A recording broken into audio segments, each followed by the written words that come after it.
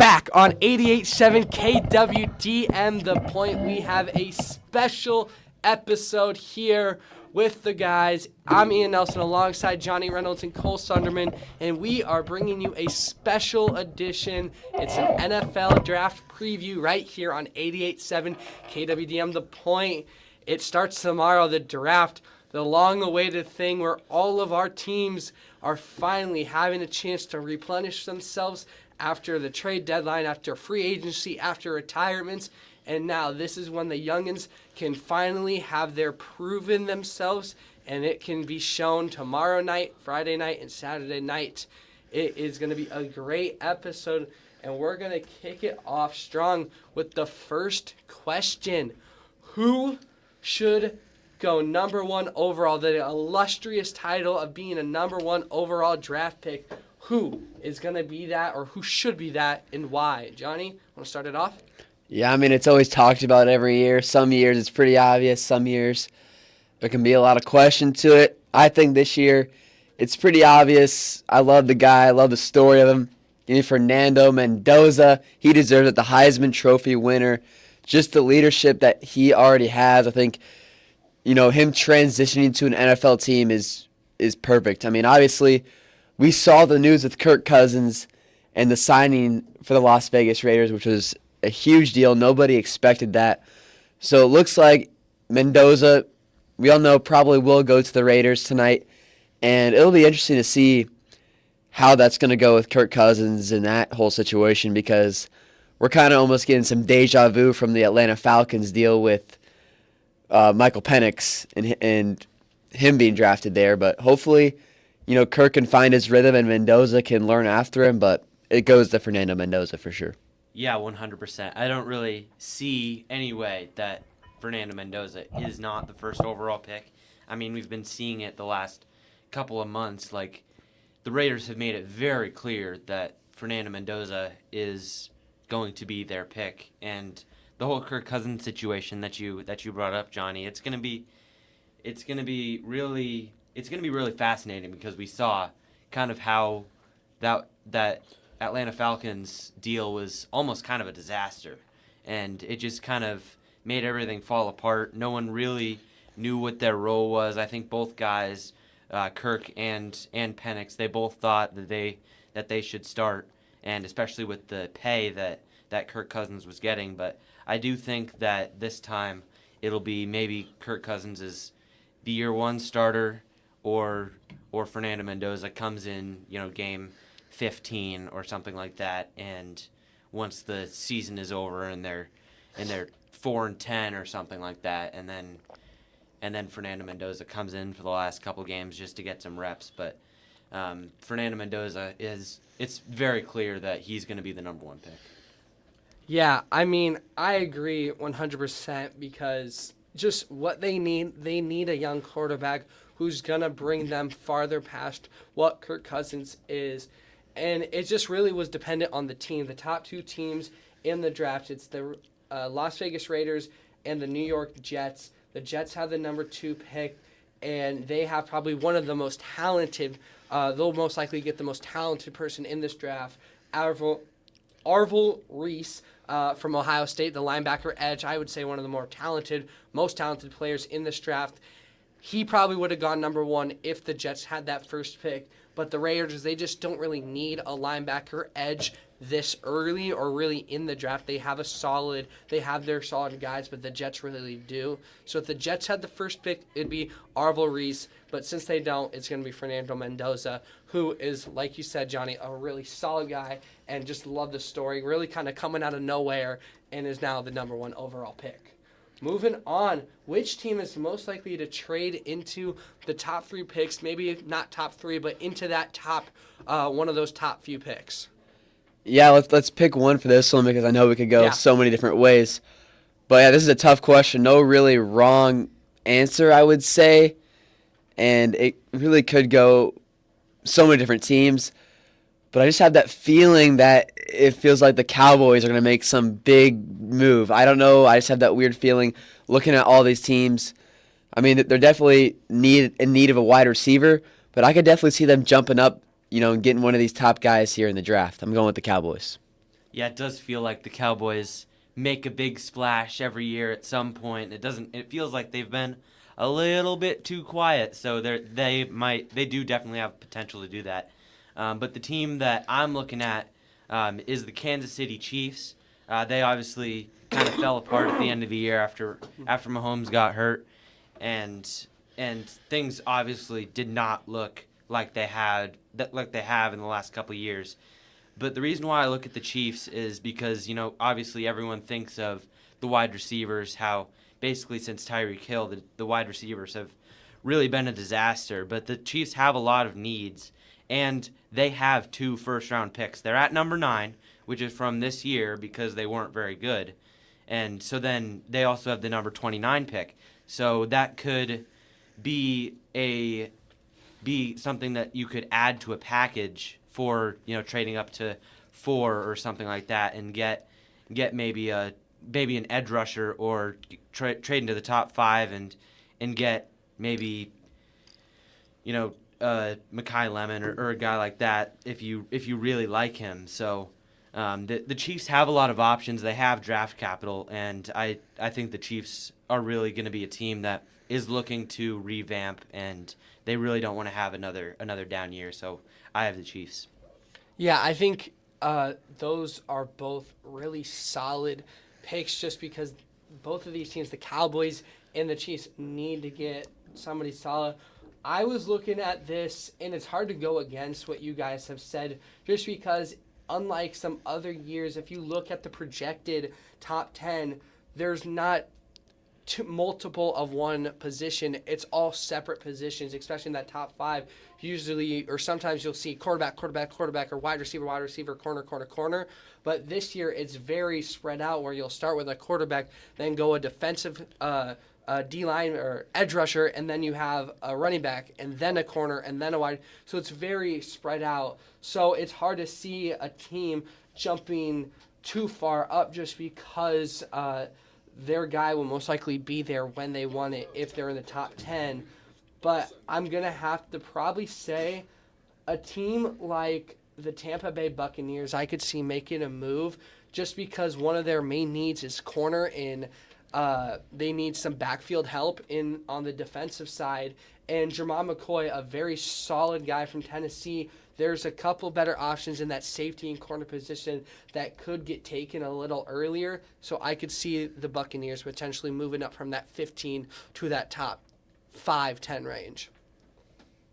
Moving on, what's the biggest surprise pick that could happen in the top 10? I'll start with you, Cole.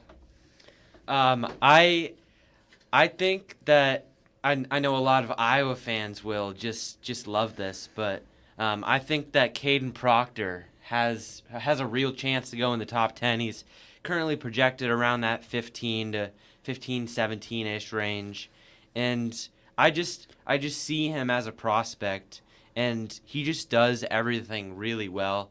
He can be on the outside. He's real light on his feet. He can be moved to the inside because he really moves people. So I know it'd be really fun if Caden Proctor went in the top 10 as an Iowa State fan, because of the whole deal that went down a couple years ago with Caden Proctor going to Iowa and then Alabama to Iowa and Alabama.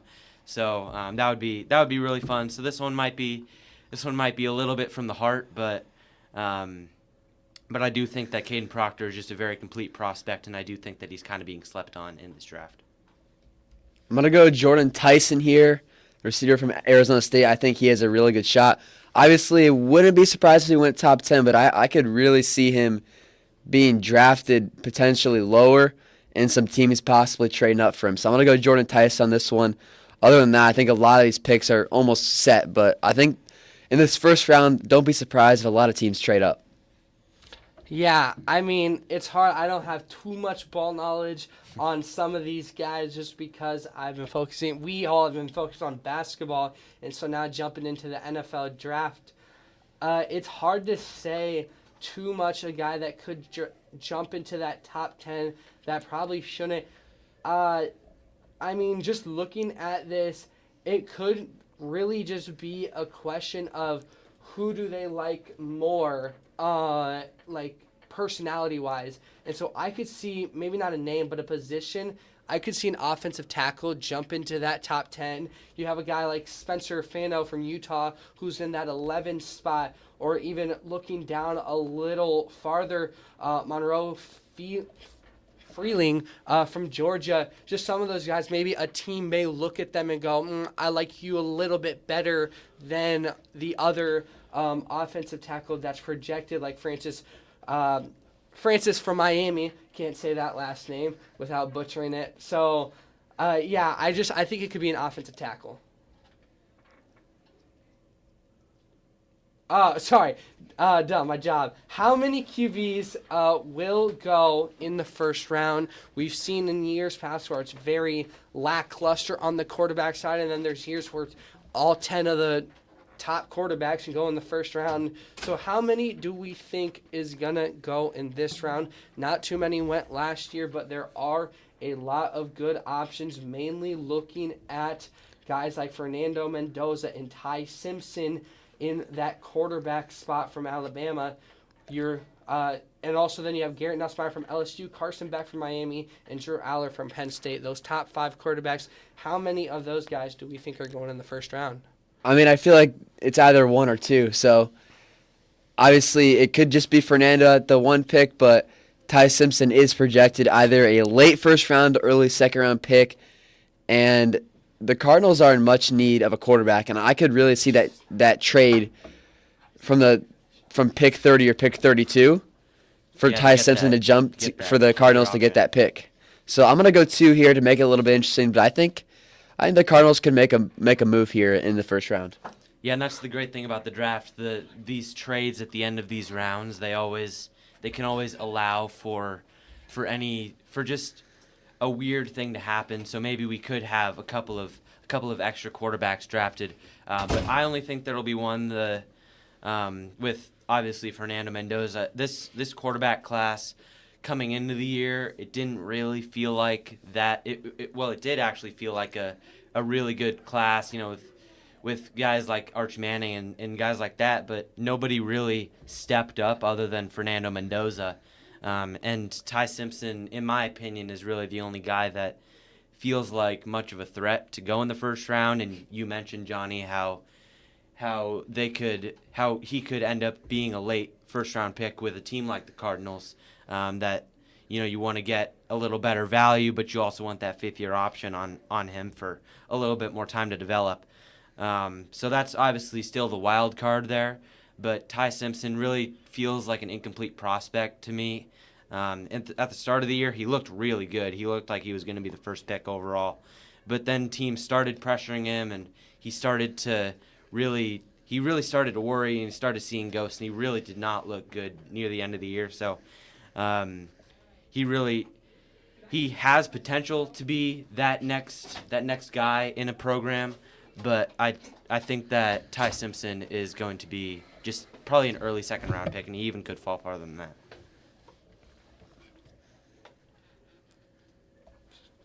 Yeah, so I could definitely agree with that. We've seen just from last year with Shedeur Sanders and how he was projected. Some even said late first round, which is kind of crazy to think about now. But he was mainly a second round guy, and he fell all the way down to the fifth round, I believe. Yeah, fifth round, which was insane. He was upset. His family was upset and all, and that could happen with Ty Simpson, but I don't think he has that that cockiness of Shedeur Sanders. I think Ty Simpson has come into a little bit of his own. He has some talent, but yes, he is a little bit incomplete, so it's going to be a gamble if the Cardinals will actually take him. The next question we'll go on to is, which prospect is the best fit for a quarterback need team? Sorry, I was just lost. Had to step out for a second. I think for me is I would have to say I liked what you were saying about Ty Simpson. I think that is a guy that's very solid for a team like the Cardinals, who are losing Kyler Murray. And so to get a guy with more size and who has that arm strength that the Cardinals really need, especially with a lackluster wide receiver core, I think a guy like Ty Simpson, but not to shed doubt on Fernando Mendoza, who I think is probably the best quarterback that we have in right now, just based off of the eye test. But we'll see in the next coming years who really is going to fit that best quarterback in the 2026 draft. Yeah, and it's hard to go against Fernando Mendoza. I feel like that's a very easy answer because this quarterback draft class, just to be frank, it isn't a very good draft class when it comes to the signal callers on the offensive end. So I do think that it's very clear to me that Fernando Mendoza is going to be pretty solid, and the rest of these guys are probably going to be, maybe a backup or something like that. Maybe somebody jumps out of the shadows. There was a couple years ago. Obviously, we know Brock Purdy. That wasn't a great class, and he was drafted last and ended up being one of the best players out of that entire draft class. So maybe it is a Haynes King who was really, or a Sawyer Robertson who was a really talented player, just really couldn't put it together. So there's a lot of guys that have a chance to be something, but there aren't very many guys that really match up with Fernando Mendoza. Yeah, it's going to be interesting. I think obviously Mendoza is the right answer, but I think the coolest thing about the draft is, we always have hype for these types of players, and then we look into a few years, we're just looking at Trey Lance, and Zach Wilson. Both those two were top 5 draft picks, and now those guys are nowhere to be seen close to a starting job, especially Zach Wilson. But, it's really crazy to see, will Mendoza live to that hype? Could he fall off? I mean, he had a great end to his college career, but before those Indiana days, he had a strong start at Cal before he transferred to Indiana, but nobody really knew him like they do now. So it's really going to depend on how well he plays in those first couple of years. Hopefully Kirk Cousins can develop him, but I think Mendoza, his leadership is there, and I'm hoping for him. I really like the guy, and I think he can help out a team like the Raiders. Yeah. We know Mendoza is going to try to keep that LinkedIn page to say employed with the Raiders, but we'll see in the next coming years. Moving on, which wide receiver has the biggest ceiling in this class? And, I mean, it really also is going to be dependent on the team, and a team that won't be searching as hard for a wide receiver is the Cowboys, because news just came out. George Pickens is going to play on that franchise tag this season, and there won't be any talks of a trade or removal for him. So the Cowboys, it was a team that going into this looked like they may want a wide receiver, but now they probably are going to be looking for more options other than that receiver. But just looking solely at players, who has the highest ceiling in this class? Ooh, this is interesting. There's a lot of good receivers in that, top 15, top 20, side. And it's going to be interesting, but I'm going to go Micaiah Lemon, just the way that, the kind of how he's like a slot receiver, the way how quick he is and how great that transitions to an NFL. I think he could cause some problems all over the field. We've seen it with guys like Justin Jefferson. I don't necessarily think that, the top receivers in the class that are within the lower picks are always the better ones. I think there's some guys who are diamonds in the rough. Kind of like Justin Jefferson. He was always known, but he went a little late, and there was guys that were picked over him. I could see this guy, Lemon, almost be like a guy like Devontae Adams or even Puka Nacua. These guys have a lot of success playing, very slippery, very quick. I'm going to go with him from USC. Yeah, I think you could really make an argument for the top 3 receivers, Mekhi Lemon, Jordan Tyson, and Carnell Tate. You really could make a solid argument, and I wouldn't be upset with you at all if you picked either 3 of those guys. I have Carnell Tate. I think he's the highest ceiling. He can just do so much. Think a guy like Cooper Kupp or Jackson Smith-Njigba that you can just kind of put him anywhere in the field. You can put him in the slot. You can put him on the outside. You can really do anything with him, and it'll work. He's got all the physical tools, and I don't think that he's reached his full potential yet. and he was just absurd at the end of the year last year at Ohio State. So Carnell Tate, especially if he can be around like one more solid receiver, that could be a just incredible duo if there's a solid receiver along with Carnell Tate as your 2 wide receivers. Yeah, and I'm going to take the last of the top 3, mainly just because he was the one that I saw the most play, and that's Jordan Tyson from Arizona State. We've all mentioned the top 3. They each have incredible ceilings, but I think for Jordan Tyson, one of the things about him is the fact that I was able to see him play this season as an Iowa State fan watching Arizona State for much of the year, even though they didn't play all that great throughout the entirety of it. I think Arizona State and Jordan Tyson, he was just that tall guy and could get really any ball that was thrown at him, which is going to be very, very crucial in the NFL. And the other thing that gives him the high ceiling is if the cards play out right, and he's projected to go with the Jets. And I think that is one of the best places to go for a wide receiver. Even though you may not have the best quarterback, you're going to be learning under Garrett Wilson, who is arguably one of the top 5 wide receivers in the NFL right now, and he has not had a solid quarterback his entire career. So for a guy like Wilson to just stand out from the crowd without a quarterback, I think a guy like Jordan Tyson can do that because he matches up and pairs super well with Garrett Wilson, who I could see maybe in the future if the Jets finally have to get rid of him like they have been with all their stars just because of their lack of success. Jordan Tyson could take that one wide receiver 1 spot and really just shine as a player. Moving on, which defensive player could be a day 1 starter? A lot of those position players, guys in the quarterback, wide receiver, running back, don't usually get that day 1 start, but guys on that defensive line who really need to fill a gap can start on that day 1. So who is that guy for you? Yeah, I'm gonna go with Ruben Bain Jr. from Miami. You know, he's an edge rusher. Especially, I definitely think he could fall to a team like the Saints. I think that could be something they're really looking for as I've kind of monitored these teams. You know, the Saints needing a replacement for Cam Jordan. I think Ruben Bain Jr. kind of fills that gap, you know, as a very, you know, tough and violent pass rusher that could help the Saints a lot. So I think, you know, that's kind of one of the better ones. We don't see a whole lot of defensive players go early unless they're usually corners, which the corners usually start pretty quickly. But I'm going to go with the edge rusher, Ruben Bain Jr. from Miami. Yeah, that's a really good pick.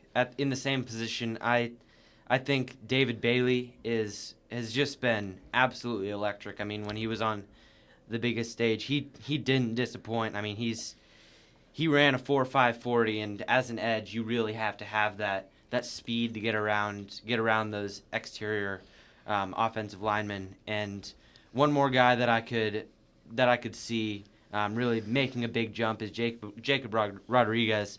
If I had a Heisman vote, which obviously I don't, but if I did, I think Jacob Rodriguez has a really good case to be the Heisman Trophy winner. Obviously, he was a defensive player, so that was never going to happen. But I think Jacob Rodriguez, he's just kind of all over the place. When I would watch Texas Tech games, it would just be, oh, there he is again, and he was always on your screen. His name was always being called, and I think that's something that really translates over to the NFL. He just makes such a big impact on the field, and I think that even though he probably will be down in the second round, I think that he could be one of those guys that could even make a big jump up into the first round just because of all that he does on the field. Yeah, and I think the guy I'm going to go with is a guy that can really get down and dirty on that defensive side. And I say that because I think it's going to be Caleb Downs, the safety from Ohio State, because assuming he goes with the Giants, but I think even no matter what team he goes with, he's going to be an immediate starter, but especially on that Giants, they really have no guys on that safety from last year bringing into this year in that safety position, either free or strong safety. And not many teams have a super, super solid guy in the safety position. that could really rival Caleb Downs. And that's why I think no matter where he goes, especially in that top 10, he's going to start immediately because he, especially at Ohio State throughout that last season, played so physical and was just pretty much a air blocker the entire year. Nobody really wanted to throw it that way because Caleb Downs was there, and if he got let a rare catch happen, he was going to immediately bring him down. And I think that's what makes Caleb Downs what could potentially make him a star in the next coming years. So, and he could be the first top 10 safety picked in the top 10 since Jamal Adams in 2017. So I think that is another thing that makes him really stand out. Moving on, which prospect is most likely to be a bust based on current projections? Ooh, you can go so many different ways with this and how tricky you want to, go. But based off some of the projections I've been researching, and I know a guy that could definitely fill that role, and you guys will definitely agree with this one. Give me Drew Aller from Penn State. This Penn State team was so, was so hyped up to be such a great team, especially under James Franklin at the start of the season. They fired Franklin very early, about midseason, and kind of went all downhill. Drew Aller made some key mistakes versus a team like UCLA. And these are some mistakes you cannot make at a high level. And we've seen with the data and statistics on this draft how low Drew Aller keeps falling down, those building blocks. And I think no other player but Drew Aller kind of fits this role best. Yeah, and he was surrounded by a lot of talent. Obviously, they were a top contender. A lot of people thought at the start of the year. And, I mean, everything just completely fell apart. He completely fell flat.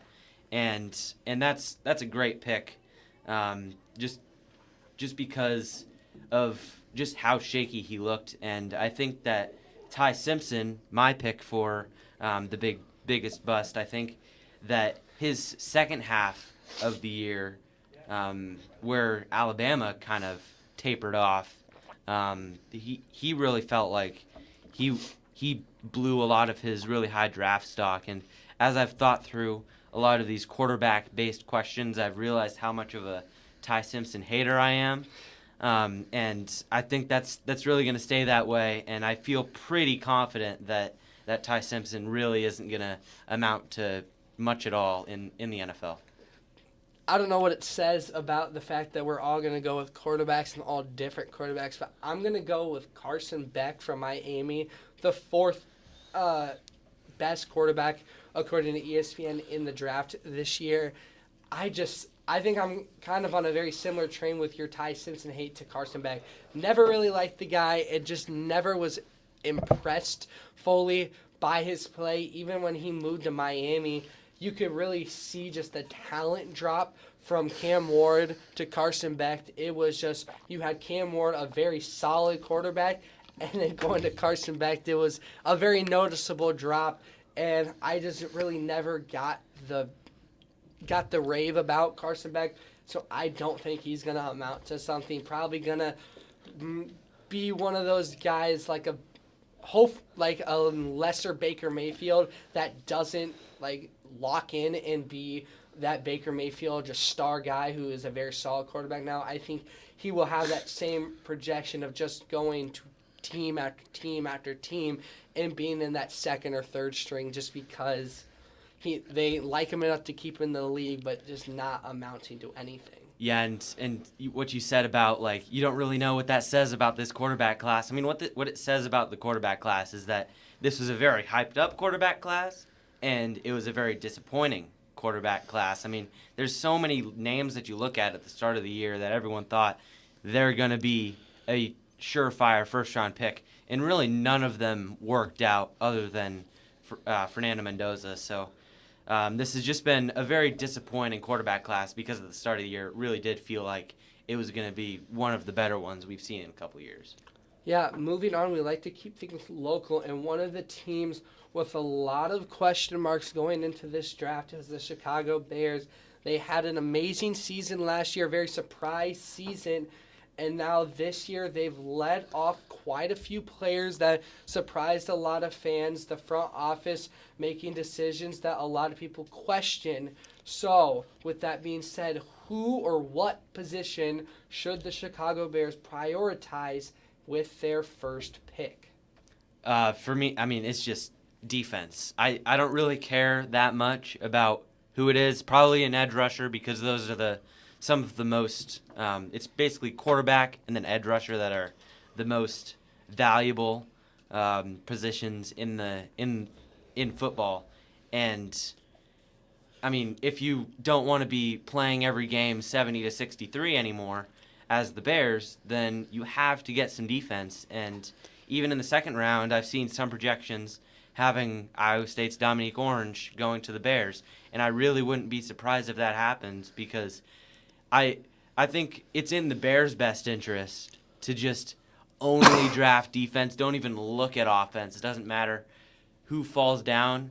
I guess if like Fernando Mendoza falls down to like 20, then sure, draft him. But like you already have so many, you're already so complete on offense, and they were so bad on defense. Yeah. Like they would have easily been a Super Bowl contender if they just had an average defense. But their defense was terrible, and that's really what did them in. So really a defensive overhaul through young guys and through the draft. Will be able to get them to that next level in the playoffs, especially. Yeah, I agree with you, Cole, here that they got to go defense, and obviously the best move would be going with an edge rusher, considering there is a lot of good, talent within this class. But, I'm a Vikings fan, and knowing the Bears always do something stupid, thinking they're going to do something great, and they're going to go with a safety. And that is understandable because they do have guys like Kevin Byard that are, who's a veteran who's gone now.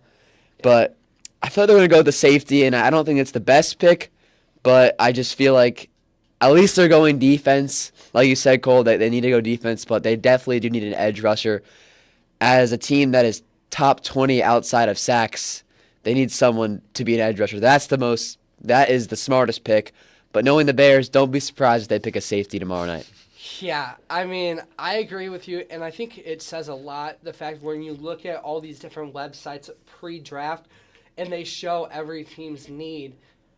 The Bears, unlike any other team, their entire need list is defense, safety, defensive tackle, and edge. And I agree, I think we do need a safety, but not yet. The Bears had one of the weaker safety groups and corner groups in the league just with their age and lack thereof of starting experience, and they still led the league in interceptions for a majority of the year. But it was the sacks that really killed them. They couldn't pressure the quarterbacks, and against teams, you saw it late when the quarterbacks could get out of the pocket. They really struggled. So I agree. I think it needs to be an edge rusher. And as a Bears fan, I really, really hope they don't mess this up because I have seen in years past, especially when they've drafted a punter in the 4th round. Yes, I like the punter and the fact that he's an amazing pick. You would have got him a couple rounds later and could have prioritized a better guy. But I agree. It's just they need defense, and they need guys that are going to pressure the quarterback. So maybe a defensive tackle if they want to edge a little away from the edge rusher. But you got to get a guy to pressure the quarterback. You don't need the safety just yet. There's going to be plenty of good options. And you showed that you don't need the most talented guys, and you can still lead the league in interceptions. So you don't need the best safety, but you do need the best edge rusher because you need guys that are going to pressure the quarterback and help you out late into the year. So what is the biggest need for the other Midwest, very close team, for the Kansas City Chiefs going into the draft? They had a very light year in terms of success last season, and so now this year in that 9th spot, which is the spot they earned for not playing that well after winning back-to-back Super Bowls. What do they need to do? What has gone wrong, and what do they need to fix? Yeah, I already mentioned it earlier with the question about which team is most likely to trade up into that top 3, top 5-ish range, and I said the Chiefs because of just the disappointment last year in the draft stock that they have this year. And for the Chiefs, I mean, they have such a glaring need at wide receiver for so many years now, and they really haven't been able to fix it. And this is a solid wide receiver class, and being in the top 10 for the first time in quite a while, it really does help that they will have a really good chance at a Mekhi Lemon or a Carnell Tate. So I think that's really their first go-to, and then once you get down to that 29 pick, if they still do have it, if they didn't trade for it, if they didn't trade it away, I think that they're going to really have a chance to revamp the offense. Yeah, I think it needs to be wide receiver, and you mentioned it. Just the past 5 years, even with the Super Bowl teams, they have had nobody on wide receiver, and yeah, they had little success, but this was finally the year that all came back to bite them in the butt because they had nobody, no response. You have one of the best, probably arguably quarterbacks in the league right now, Patrick Mahomes, but he had nobody to throw the ball to. So I agree. I think this is a team that if they want to, they could trade up and get a wide receiver because I think they need a very solid one. But also looking very similar to the Bears, they need an edge rusher because their defense was one of the worst in the league, like the Bears, just because they couldn't respond to mobile quarterbacks. And that's what killed them late, was the fact that they couldn't stop offenses. Even against teams that had not great offenses, they couldn't stop them. So I think for the Chiefs, they need a wide receiver and they need an edge rusher. Yeah, I couldn't agree with you more, Ian. I think they got to go wide receiver first, though, just because Mahomes needs more options really bad. And it's kind of crazy to think now about, we're not thinking of the Chiefs as this high-end team anymore because of what happened last year. But I know they want to get back there. Andy Reid's going to, do whatever it takes to get there. I think there's a lot of good receivers in this class, so I think you got to prioritize a guy in this first round as a receiver, and not even the first round. You got to go even deeper in the draft, pick up some more receivers because they need help. Really, anything they can get. It feels like they've been stuck on these mid-tier wide receivers, and trying to make the most of it. But they need a star guy like they did have. Looking back in 2019, those guys they had, Tyreek Hill, Robinson, pretty much prime Travis Kelce. They got to get back to that, and I think they're one guy away, one star away, and that could help with them returning to a possible Super Bowl. Now, moving on, we're going to round out the remaining very popular teams here in the state of Iowa, and that's the Packers and Vikings. And I'm actually going to start this one because I don't want it to get stolen. I think starting with the Packers, corner. Very simple. You need a corner. You need DBs. You need somebody in that backfield, and I think it's most relevant when you look at the Bears-Packers game at the end of the season. The Bears were able just to throw deep, and they got it, you could say, kind of lucky from the Bears. But it's what they were doing all game. They were really abusing the Bears were the Packers DBs because they had no response. And I think for the Packers, you need to get a very solid DB in that lineup because they had no response to it against teams that knew how to throw the ball deep, even if it was a little bit of luck. And then I think for the Vikings, even though it's not maybe their number one in, I think they go center just because watching the Vikings, their quarterbacks are always on the run, even if they're not the most mobile guy. Their quarterbacks always seem to get pressured very, very easily. And I think for the Vikings, they need to focus on picking up a solid center or just offensive tackle, a guy that can keep their quarterbacks healthy, because that was another thing. Their quarterbacks weren't healthy, and it was making them struggle deep into the season. Yeah, for the Vikings, I mean, you hit it right on the head. Obviously, I mean, I'm not a fan of J.J. McCarthy whatsoever. I mean, when he was drafted, it just felt like at Michigan, people were calling him a handoff merchant, and that's really what he was. Like, he was a system quarterback. I mean, that's not a bad thing. Like, he was running the offense to the best of his ability, and he did what his team needed him to do. But when you're in the NFL, you need somebody that's going to be solid and that you can rely on, that isn't going to need a bunch of guys around him that he needs to rely on. And when you have a guy like that, you have to protect him, because when he was having success at Michigan, he was able to really pick apart defenses and use that really, really good Michigan offensive line to his advantage and just see the field, because when he isn't having to make real athletic plays and he's just able to hang out in the pocket and just do his thing, then he can be a really solid quarterback, and that really starts with the center position. So I agree with you 100% on that one, Ian. Yeah, for me, for the start of the Green Bay Packers, what they should look out for, cornerback is definitely a need, like you mentioned, Ian. But I think if for the Packers, you're also looking at one of those edge rushers. They've really needed a guy, and they haven't had one of those players defensively. It's something they've lacked and dealt with a lot of injury there. I think if you're the Packers, you got to go edge rusher here. If you're the Vikings, you're kind of on that same boat. Obviously, it seems like the Vikings always need kind of the same 3-4 things every year, either a cornerback, tackle, or a safety. And it's really difficult to go here because the Vikings' offensive line has been notoriously bad for the past 5 years. I mean, it's been god-awful. We can say that. So I want a guy, I want a tackle there, but I think also defensively they need someone to stop the run, and I think you got to go defensive tackle with this class. It's the best option. But hopefully the Vikings can pick up some guys on the offensive line because it's needed. Yeah, and it does feel like we're mentioning the edge rushers a lot this show, and that's because this edge rusher class is really good, and even a team like the Packers, who has Micah Parsons, you need another guy on the other side.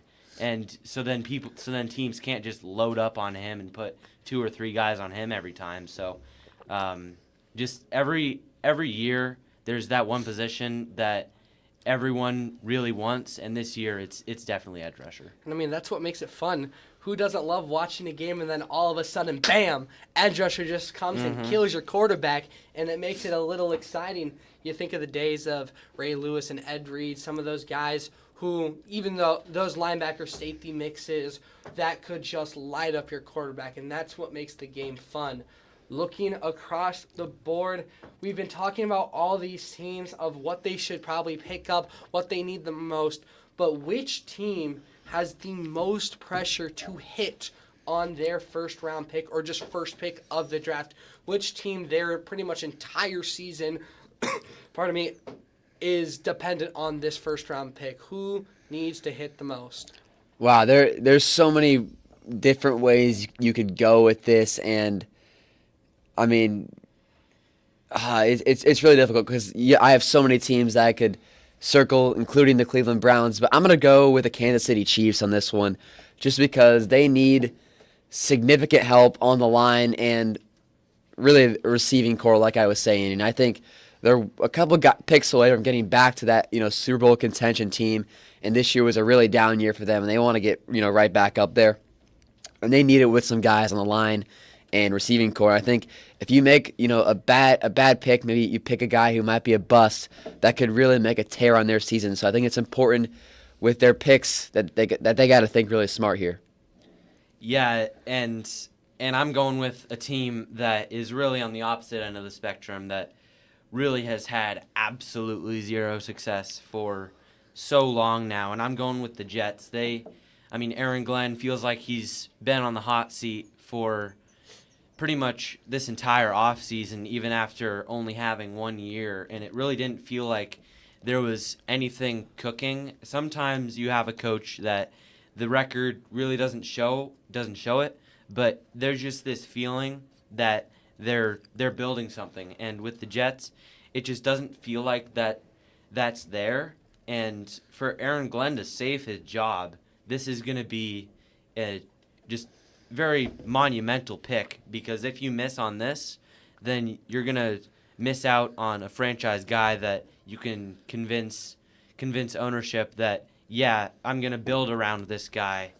And we've seen the Jets make their stars very frustrated, like Breece Hall. He's made it very known that he wants out of the Jets. He hasn't officially said anything, but if you read between the lines, he wants out of New York. So if they want to keep their players happy and keep ownership happy, they have to hit this pick. Yeah, and I'm going to stay in the same stadium as you. I'm going the New York Giants. I think this is a team that they are probably one of the youngest in the league right now. You have Jackson Dart, Cam Scatterbill, and Malik Neighbors as your top three guys. And then you have Darnell Mooney also who has that NFL experience in the wide receiver.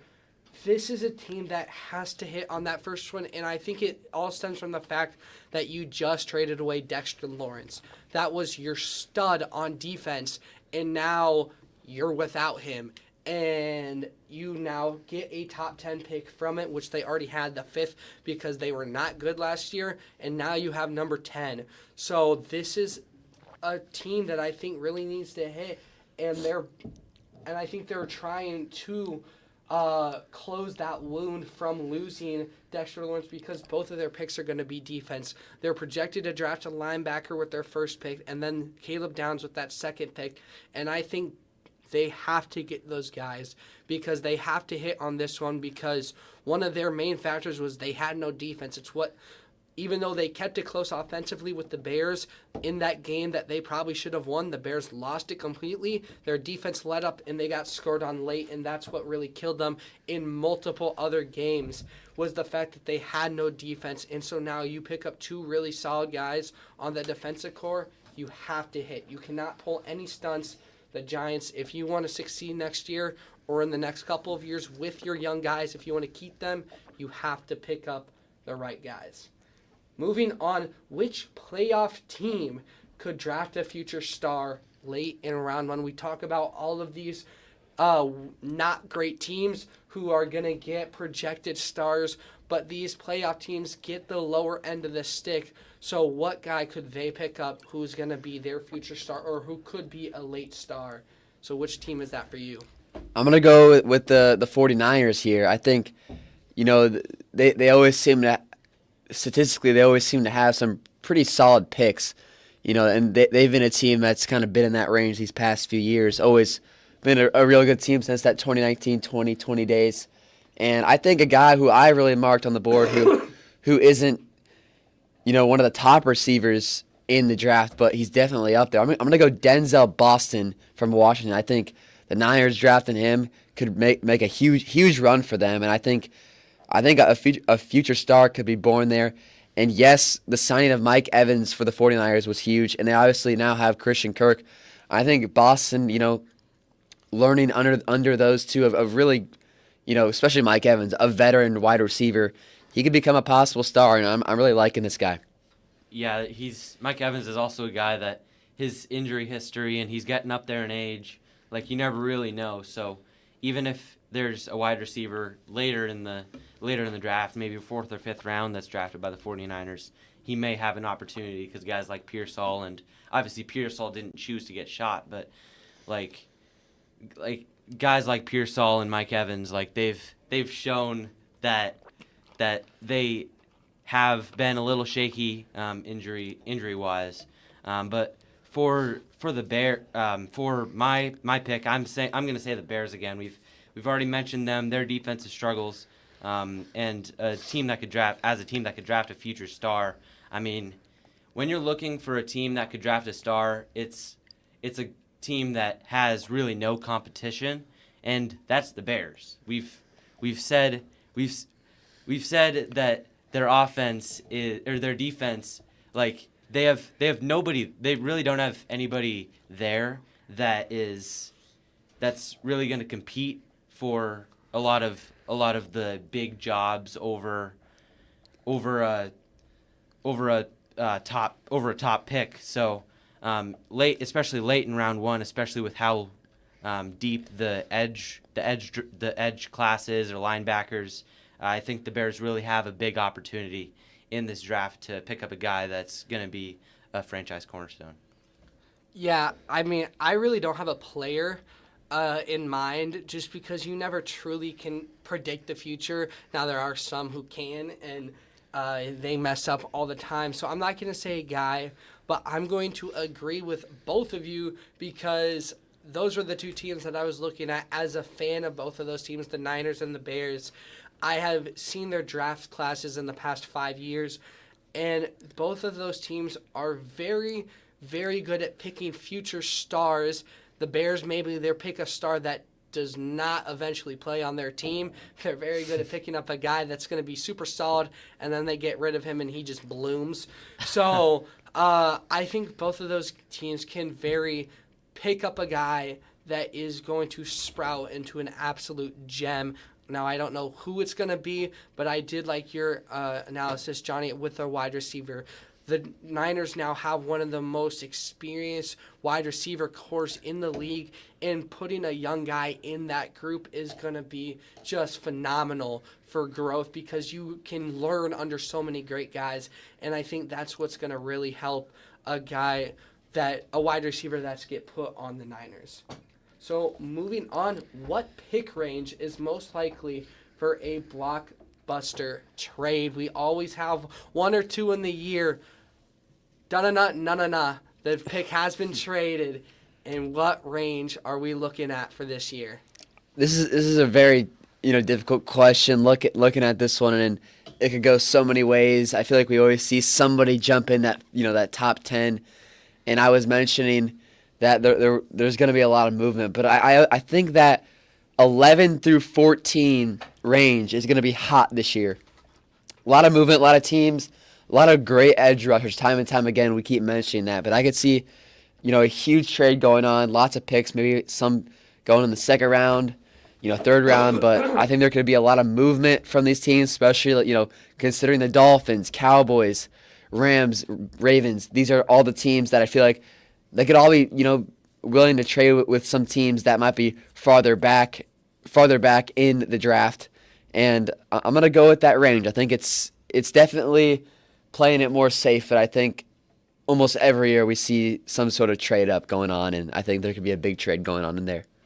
Yeah, I'm going to go a little earlier in the draft for my range. I'll say about picks 5 through 9. I think that a lot of teams are, obviously the Raiders are set on Fernando Mendoza, and I don't think that guys like Arvell Reese or David Bailey are going to get down to that 5 slot. I think teams, whoever's going to pick them is pretty much set on the fact that they are going to pick a guy like that. But then once you get down a little lower, it gets very subjective in teams. And since there's so many different positions that are available, like I know somebody mentioned it earlier in the show that there's so many that there isn't really one position.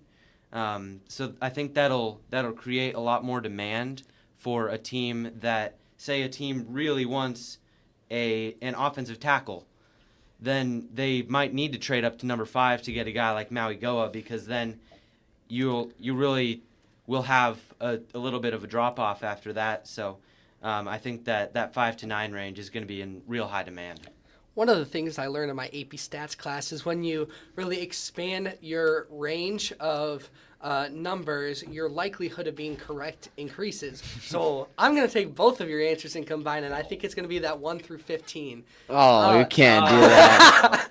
I just feel it's super hard to pick, and I like to be right. So I'm going 1 through 15 because, like you guys have already said. All right, we get it. We get it. Okay, like you guys already said, the chances are very high, but I did like your point. It is subjective, and I think these teams are going to be looking at who they really want and they don't want their presumed diamond in the rough to get taken, to get stolen from underneath their feet. So I think that 1 through 15, but I'll be more specific, and I'll say the 7 to 11 range. Just that range where it's teams that aren't super low or weren't super bad, but also weren't that great. It's those teams that could potentially move up and steal a guy that they think is going to get stolen from them. Moving on, who is a potential second-round steal? We always talk about the first round, but then you get into the later rounds, and that is sometimes where you see the best guys come out of the draft. So who is that second-round steal for you? Yeah, I was searching around for this one. There's a lot of great guys, and I want to quickly mention one who I think might be a potential first-round pick, but I don't really think he's a steal. I think he's very known, and it's Chris Bell from Louisville. He's very tall, very athletic, very, bigger receiver, almost kind of like a DK Metcalf, except not as tall. But for this one, I'm gonna go D'Angelo Pons from Indiana. I think this guy is very good. He's a smart corner.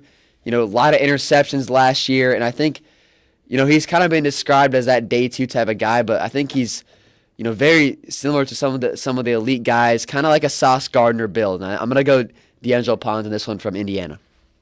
Yeah, and for my pick, I already mentioned him earlier, Jacob Rodriguez. I mean, he just feels like he has all the tools, and he's really feels like he's being slept on. And I think it's more of a product of not that he isn't good enough. It's just that this class, this defensive class is pretty solid. So I think that Jacob Rodriguez could really be a guy out of Texas Tech that really makes his mark early and often in this NFL season and beyond. Yeah, I think for me, the guy that I was really looking at who could be just that second round gem, as to say, we mentioned him a little bit earlier, if he doesn't get moved up, was Denzel Boston, that wide receiver, presumably getting picked up by the Titans. I think there's so many solid wide receivers, but it's like you mentioned about the Bears, who could, the lack of competition in the group that they get drafted in. I don't think the Tennessee Titans have too many guys on the wide receiver core that could challenge Boston too much, and I think that's what's going to allow him to really sprout on that team and eventually become a stud for the Titans. And then rounding it out, they do not have to be a first, second. They could be a 7th round pick. But which player is being overlooked that could become one of the top rookies in the league? We've seen it before, time and time again, guys getting overlooked and just become absolute amazing superstar players. So who is that for you in this 2026 NFL draft? Yeah, there's so many guys that could go here, and I love the underdogs, love the guys from the smaller schools, and I'm gonna go with a guy from southeastern Louisiana. Give me Caleb Proctor. He is a sleeper build. He's 6'1", 291, very quick, very fast. And I think, these guys who are not at top programs but made a lot of noise at an FCS level like him can typically really jump to the NFL with a lot of underdog mentality and really shock a lot of people. And I'm going to go Caleb Proctor this one, make it a little interesting. He's a defensive tackle. He's born and raised in Louisiana. I think he's just an underlooked guy looking for a story and looking to make something happen in the NFL, and that's what the draft is all about. Yeah, and for my pick, it's very much a homer pick. I'm going with Big Citrus, Dominique Orange. I mean, I think there's actually some reasoning behind this. He was in that 3-man front, that 3-3-5 that was successful for so long, but made it really hard for a guy like him that was trying to come up the middle.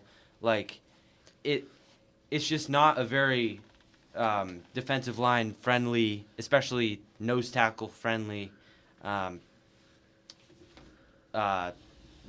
scheme. There's the word. And I think that kind of made his draft stock fall because he wasn't able to. He was really being locked down a lot at points, and when you go to the NFL, you're going to be going into 4-man fronts and a lot more blitzes and disguise blitzes, and that will really free him up.